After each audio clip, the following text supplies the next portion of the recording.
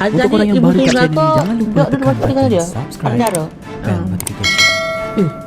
Anak dara masa tu. Tapi macam mana biasanya anak dara ni dia akan memilih untuk cari teruna. Macam mana Azhar boleh macam menerima lelaki dengan mudah ke ataukah sebab Azhar yalah telah diguna-gunakan?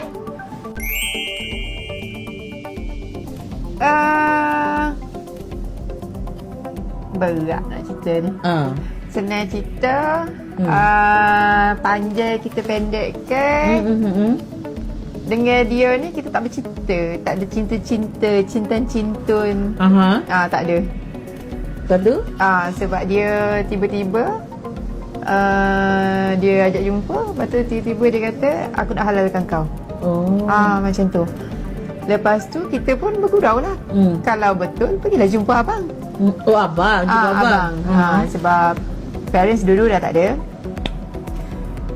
Lepas tu betul dia pergi jumpa. Dia memang dia kena, maknanya tak jumpa mana sebelum-sebelum tu? Kenalan masa buat event. Azhar dulu buat event juga ke apa? Tak, waktu tu saya terlibat beberapa kali untuk misi bantuan.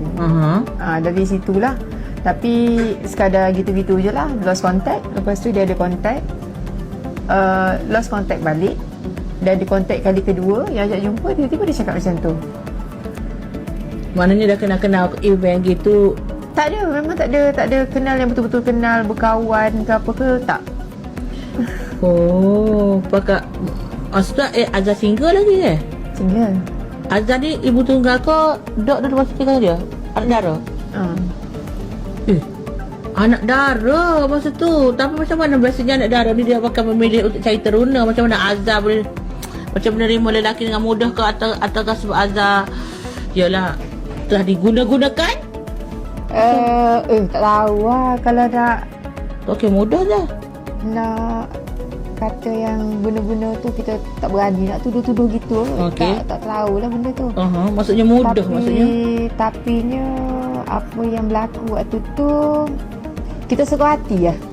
Untuk korang yang sukakan video ni, jangan lupa tekan jadi button apa lalu like, kita bagi subscribe ya, gitu. Tapi masa tu sebelum tu Azhar tak pernah bercinta ke? Duk